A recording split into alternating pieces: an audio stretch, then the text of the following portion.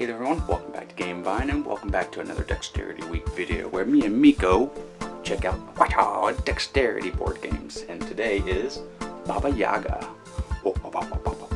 Let's go.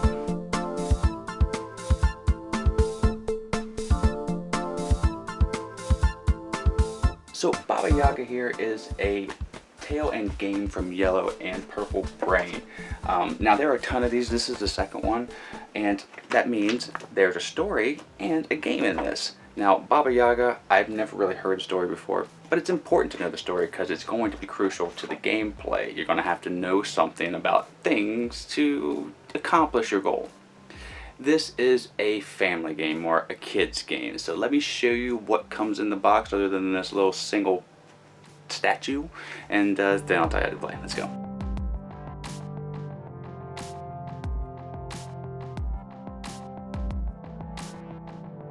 And this is what you get in the book box of Baba Yaga. So you get a lot of cardboard and cards. So the cards are nice and the art is okay, and the tiles are thick cardboard and the art on it is also nice enough. And you get this Russian nesting doll without the nesting. I wish they would have done the nesting.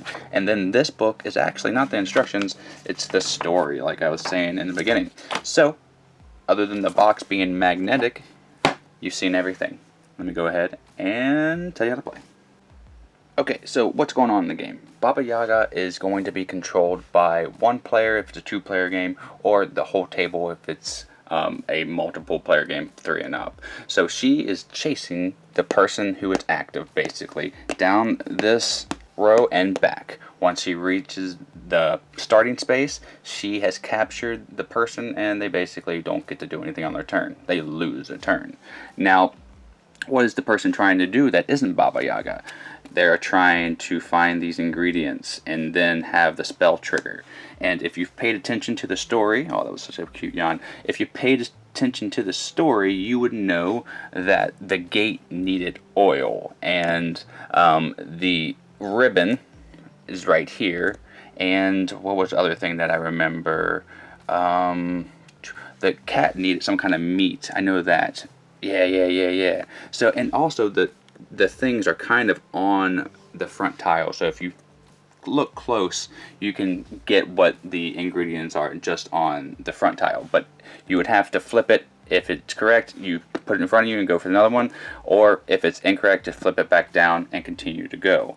Now, all the while, the whole table is taking turns moving this, or in a two-player game, the one player would do it with the left hand, then the right hand.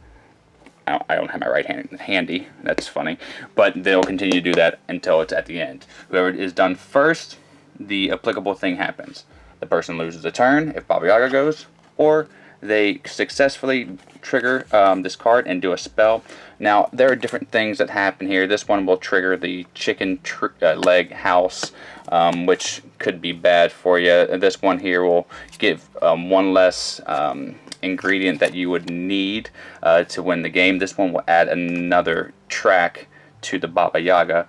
Now, the way this is set up, by the way, is you're supposed to sit in front of one of the lines so you can easily get to the track. And the way you win is to complete your third and final spell. The first person to do that wins the game. That is simply it. Alright, now let me tell you what I think about this game. Alright, so that is Baba Yaga. Now, because it's a kid's game, do I recommend it or not? That's all I'm going to do. No, I really don't like this one. I am a collector, so I have to have it, and especially because this book box is just brilliant. It's beautiful. I love the concept, so not having this in the collection would be kind of hurtful for my collector's soul. So I recommend it if you're a collector, because it's beautiful just on the shelf, but that's probably where it's going to stay. Where are the issues with this game? First of all, why isn't this a nesting doll? That would have been so fun and interesting. As the game goes on, it gets smaller and harder to grasp. I know kids are playing, but it's a dexterity game, and that would have been interesting and a good idea, but whatever, that's fine. And for the actual gameplay, it's uninspiring, gets boring after the second turn. It's a little bit of a memory game, which I'm not a fan of memory games, and it's a bit of frantic nature and hands going everywhere, which sometimes works in games, just did not work for me in this one. Overall, the package is interesting and nice, and I'm going to keep it because it's part of the collection, but this is probably, from the ones that I've played so far, and I've played about 6 or 7 of them, this is my least favorite at the moment. So that's what I think. I don't really think this is worth picking up, but if you want to pick it up and you know you like this game, fantastic. I am very happy to help you out. There's a link down below in the description where you can pick it up on Amazon. Now, if you haven't already, click like and subscribe. Well, go ahead and do that while I say my outro. My name is Dave, and until the next time that I see you, have a great rest of your day and a great time with all you play. Thank you so very much for joining me. I really do appreciate it. And you heard it here on the Game Vine. I'm out.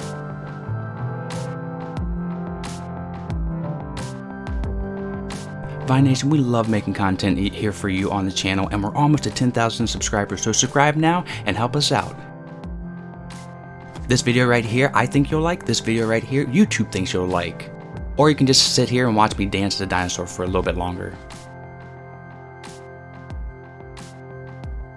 You can visit us at our social media outlets, and we're going to be improving our Patreon here soon. That's all for today. Miko, it's time to go. Good girl, Miko.